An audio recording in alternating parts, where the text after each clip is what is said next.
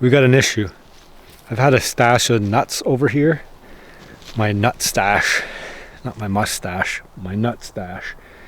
There's a bunch of black walnuts in here I collected, and I was going to quota the squirrels down by the cabin so that I could actually harvest them or shoot them or kill them and eat them. So they chewed a freaking hole in the tarp here so that they can get down inside and get the walnuts.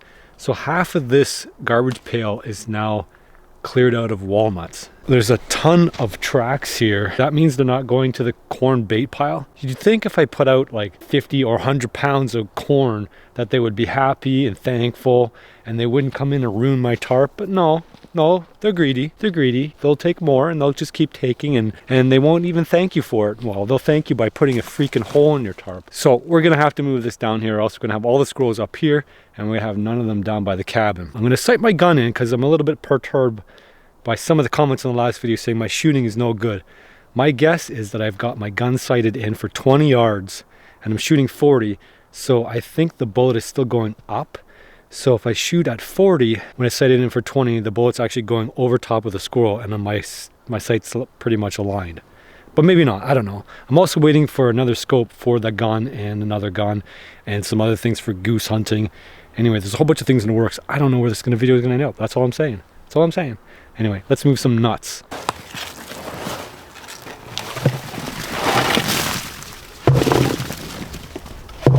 Well, it's good to see at least that this area's been worked over. There's tracks absolutely everywhere. There's lots of husked out corn, cutting it out and getting the shell out and getting the inside. But they're using my running logs. They feel safe to run on. They don't like to run on the ground so much, but if they can get up a few feet, they're happier. So I've got logs placed over here, all the way leading in. Really good place to put snares. But it's not legal to use snares here. I mean, I just got to pick them off using the gun. I think it's more fun to use the gun, but it's probably more productive to use the snares. We're bound by the laws. We want to eat off wild foods, then we got to do it ourselves. We got to do it in a way that's legal. I'm just going to set my gun in. I'm pretty sure I can make this shot. I got 500 rounds of ammo, which guarantees we're going to get this right, and all the time in the world. So I'm actually curious as to what the problem is. And when I slowed down the footage, it looked like it was shooting 2 inches high.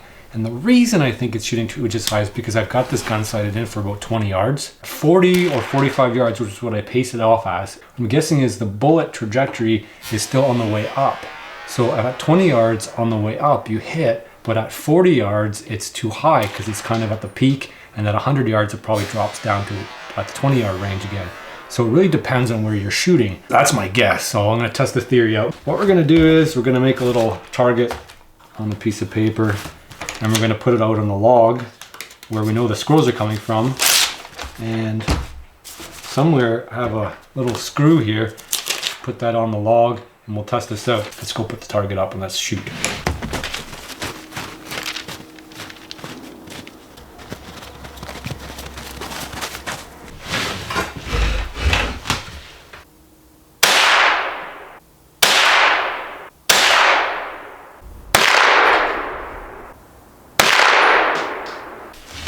Let's go have a look. Our evil squirrel, that's where I was aiming, and my group is high and left. So if this is an actual squirrel, the squirrel would still be dead if I was aiming dead center. But remember, I'm 30 yards now, so I'm 10 yards closer. So I'm actually quite a bit high. So what I think is happening is actually probably happening. So any squirrel within 20 yards I can get, but a squirrel that's 30 or 40, I'm going to go way over their back. So let's make those adjustments and then we're back on track. 2 adjustments you can make. One at the top, one at the bottom. These are just covers, so take the covers off. And then we're going to play around with up and down and left and right. On the scope itself, it tells me the direction I need to turn it. If I want to go up, I'm going to turn it counterclockwise. And then if I want to turn it left and right, it tells me on here as well. Let's do like 8 clicks, whatever. If we shoot high, we can always lower it later.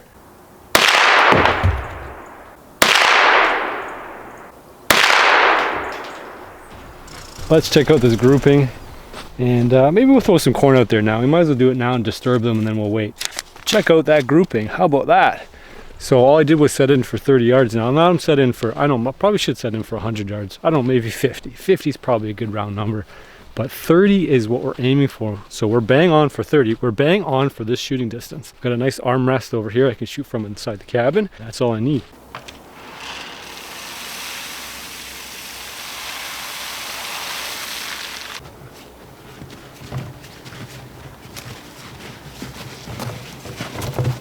Well, we're losing day.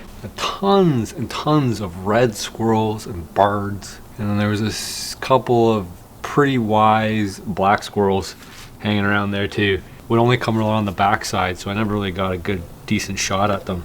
For now, we're going to set a couple of traps because there's mice in here. As you know, there's droppings all over the top. And I'm going to set a trail camera up.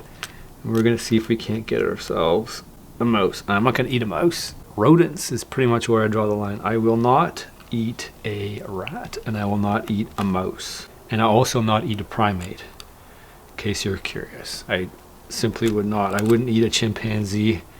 I don't care. I know they do eat them somewhere in the world, but that's something I would not eat. I would just not eat a primate. Well, it's not supposed to be this hard. Save the Squirrels initiative. You guys know what I'm talking about. Save the squirrels. As you guys know, I didn't get a squirrel the other day, so I'm back here. I'm in for the long haul today. I'm gonna hunt all day for squirrels. I know it sounds ridiculous, but you know what? When I'm faced with a challenge, I get obsessed with it, and I don't quit until I give up. I don't quit till I give up. I don't quit till I succeed or fail drastically. The squirrels have gotten into my backup corn. Freaking little thieves. I was gonna go off on a tangent about the morality of life, just life in general. But squirrels and other animals do not abide by human morality. They'll steal whatever they can. This is about survival to the squirrel.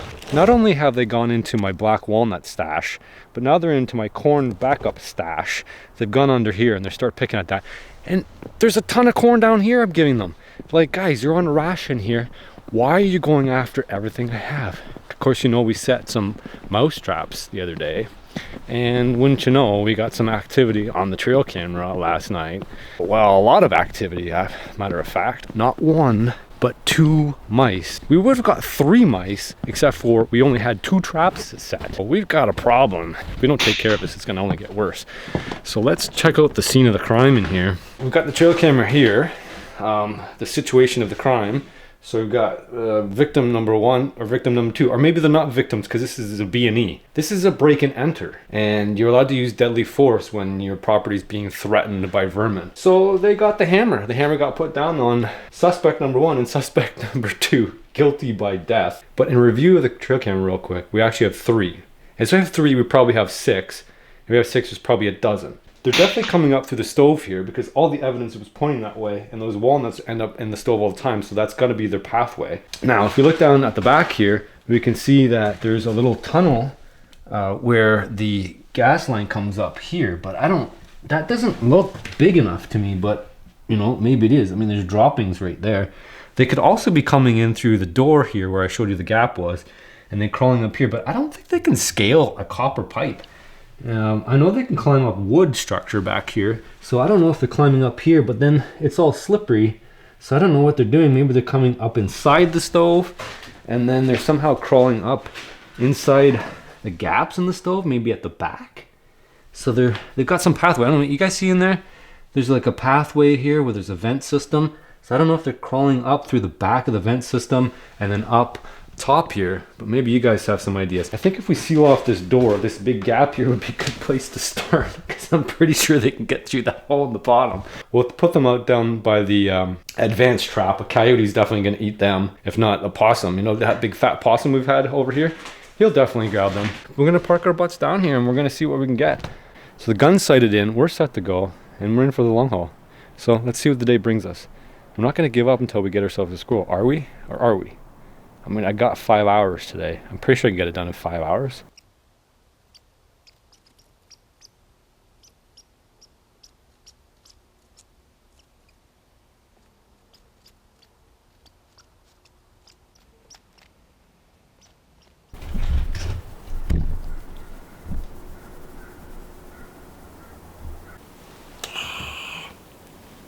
It was sitting right on the branch there forever. And I've got the camera on the bait. I didn't want to move it all around, but he I'm sitting there. I've had a couple of chances already, but not getting it on camera, it's the trickiest part. I gotta shoot through the door here, and so I don't open the door too much. And they won't go on the bait because they know something's up. So they keep approaching and then they go around it. And then that one just sat on the branch and stared at me through the window. If I didn't have the camera, I'd have to worry about the camera. I would have had one by now. It's already been an hour. And a whole hour I've been sitting here trying to do this. I keep trying.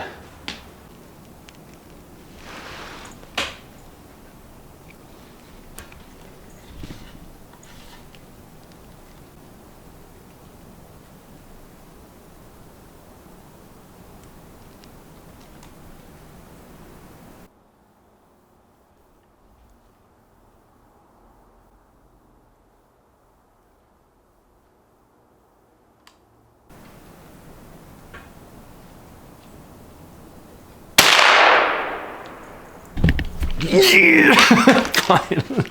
Oh. Dude, I never thought I would be so freaking excited to get a freaking squirrel. Oh. I got the shakes. An hour and 11 minutes to get a freaking squirrel. You would never think I'd get a rush from hunting squirrels. This has been hard, man. This has been really hard for me. To just shoot this far has been really freaking hard for me. I sighted back in this morning and I was bang on. So this is this morning. I put one there, that was my first one. And then I put two in the bullseye from here. Don't ignore the small game stuff. Don't just think it's a squirrel. You can get as much enjoyment out of hunting a squirrel that you can a big game animal. Your big game hunting's not going well. You're not getting a tag for moose. You can't go way up north because you don't have time, man. There's squirrels everywhere, everywhere. And it's really easy to do. It's challenging to do, but it's doable. Put it that way. Man, I'm pumped. Pumped. Yes. Freaking did it. Freaking did it. That's a freaking big bugger too. We'll get this guy cleaned up. I actually spooked another squirrel on the way over there, so I know there's more.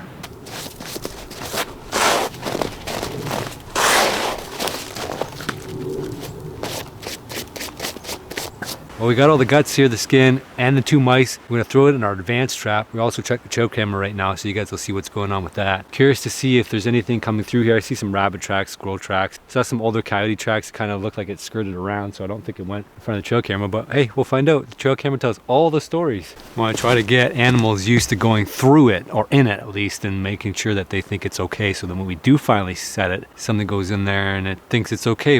All right, let's get out of here.